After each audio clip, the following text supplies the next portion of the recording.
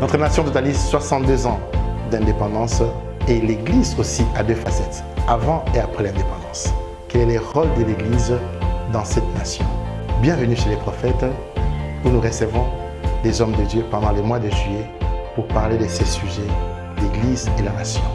La voix prophétique que la nation a besoin d'entendre, la solution de l'Église. Quelle est la lecture de l'Église? Suivez-nous sur Parole TV tous les jours pendant les mois de juillet avec votre émission spéciale. Bienvenue chez les prophètes. À bientôt. Shalom homme de Dieu. Shalom prophète. Vous allez bien? Dieu nous fait grâce. Bienvenue chez les prophètes qui nous suivez, où nous parlons de l'Église et la nation. Nous recevons pour vous un homme de Dieu que vous connaissez déjà, mais il va se présenter. Qui est prophète Jimmy Mbaya? Prophète Jimmy Mbaya est un enfant de Dieu.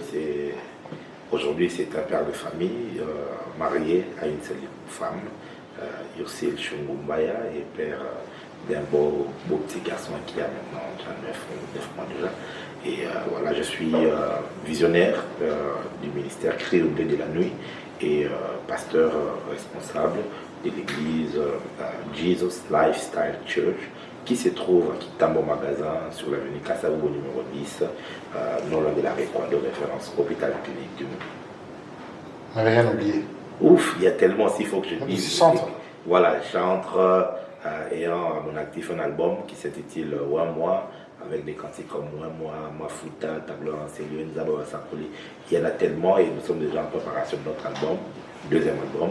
Mais à part ça, je suis event manager, je prépare je manage sur les événements, je suis auteur, compositeur, voilà, on a plusieurs casquettes et je pense que cette émission est plutôt pour qu'on parle de la nation et qui aidez-moi.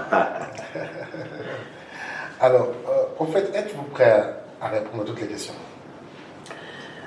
Mon père m'a mis, ma mère plutôt m'a mis au monde tout en étant prêt, donc je suis prêt. Vous n'allez pas avoir des réserves. Nous sommes chez les prophètes, on va tout dire. Tout dire? Oui. Alors, c'est bon. Nous aimons ça. Prophète, quelle est la définition de l'Église? Il y a une définition, je dirais, beaucoup plus théologique ou bien de plus en plus orthodoxe, qui est simplement un rassemblement des personnes mis hors d'eux et tout, voilà, selon Ecclésia, sorti hors d'eux et tout, donc qui est un rassemblement des personnes qui, autour du nom de Jésus-Christ, se rassemblent pour prier, tout ça. On peut donner cette définition, mais il y a une définition beaucoup plus apostolique. Une église, c'est le Sénat de Dieu, c'est le Parlement de Dieu. C'est un groupement de personnes qui se retrouvent autour du grand roi, du grand Seigneur qui s'appelle Jésus-Christ, qui reçoivent sa pensée, qui reçoivent sa volonté et viennent l'imposer dans la cité. L'église, c'est un rassemblement apostolique des conquérants qui sont envoyés sur la terre dans le but d'imposer le ciel sur la terre. Oh, il y a tellement à dire, mais je crois que cette définition-là, on peut la retenir dans notre contexte. C'est avec beaucoup de passion. Avec beaucoup de passion, parce que je me rends compte que beaucoup de gens n'ont pas compris ce que c'est que l'Église. Et on est tombé dans le piège de la religiosité. Vous savez, beaucoup de gens, même aujourd'hui, je suis d'accord même avec les animistes qui disent que l'homme blanc est venu nous apporter un Jésus blanc et tout, voilà, du colonialisme. Et tout est parti par là. On nous a amené un mensonge. Au lieu de nous amener la parole de Dieu, Jésus-Christ de Nazareth, on nous a amené de la religion. La religion avec un Jésus-Christ blanc, aux yeux bleus, avec ce qu'elle a là.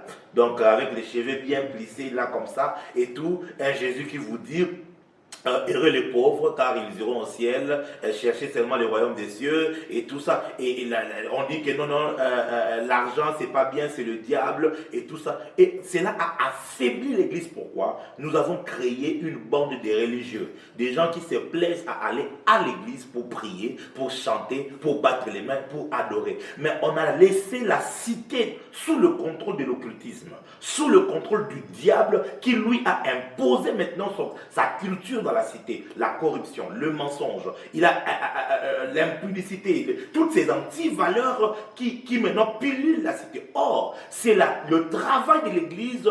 Jésus a dit, vous êtes le sel de la terre, vous êtes la lumière, non pas du ciel, Parce qu'au ciel, Jésus lui-même est le soleil de la justice. Mais il dit, vous êtes la lumière du monde. L'importance de l'étoile ne se fait pas voir dans la présence du soleil. L'importance de l'étoile se fait voir à l'absence du soleil. C'est dès que lorsque Jésus est parti au ciel, il a laissé son institution sur la terre afin que nous puissions démontrer les valeurs du royaume. Mais dommage que plusieurs aujourd'hui se renferment dans les quatre murs et se disent religieux. Et voilà pourquoi j'en parle avec beaucoup de patience. En tout cas, on a senti la passion déjà d'entrée des jeux. Dites-moi, quelle est votre définition des nations? Ça dépend du contexte. Les nations, ethnos veut dire ethnie, ethnos veut dire nation, pays, ethnos veut dire délimitation territoriale, ethnos veut dire aussi corporation. C'est-à-dire qu'aujourd'hui, les nations ne sont plus que les pays délimités par comment on appelle ça, des borders, les frontières et tout. Non. Aujourd'hui, les nations, Facebook est une grande nation qui regroupe plus de 8 milliards d'habitants ou 6 milliards des utilisateurs. C'est une nation qui a réussi à connecter le monde. Vous voyez, Instagram est une nation, Coca-Cola est une nation. Vous voyez, ce sont des corporations. Et quand Dieu parle de ethnos, quand Jésus dit allez faire de toutes les nations, donc ethnos là, il ne voulait pas seulement dire pays en termes de frontières, mais aussi aller dans toutes les corporations. Une corporation, aller dans le Parlement, aller dans FMI, Banque mondiale. Vous savez aujourd'hui qu'il y a dans les G20 ou certains groupements des puissants du monde, il n'y a pas que des présidents de la République. Il y a aussi maintenant, vous allez voir qu'il y a parmi eux la présidente des FMI, la présidente ou le président de tel autre groupe qui vient, et tout ça parce qu'ils représentent aussi des nations. Voilà ma compréhension de ce qu'on peut appeler nation. En tout cas, j'ai en face de moi quelqu'un qui aime la nation, qui aime l'Église. Alors je vais directement entrer au vif du sujet. On dit que les prophètes sont à la base des anti-valeurs. Je parle d'abord de la nation congolaise au Congo. Est-ce que vous partagez de la vérité? C'est très faux. C'est totalement faux parce qu'aucun prophète n'a jamais été président de la République. Aucun prophète n'a jamais été premier ministre. Aucun prophète n'a jamais été...